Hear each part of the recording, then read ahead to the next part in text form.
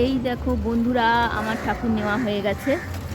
আমি আর আমার কর্তামশাই চলে এসেছি।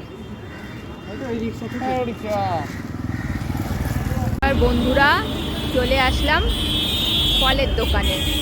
এই কর্তামশাই ফল কিনছেন আর আমি দাঁড়িয়ে আছি।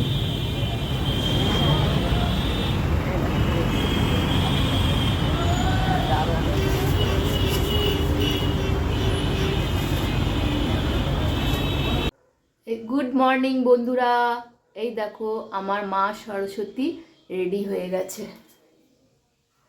সব গোছানো কমপ্লিট হয়ে গেছে, এখন খালি ঠাকুরমশাই আসার অপেক্ষায়।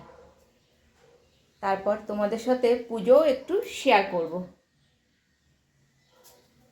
কেমন হয়েছে আমার মা সরস্বতী তোমরা কমেন্ট করে অবশ্যই বলবে।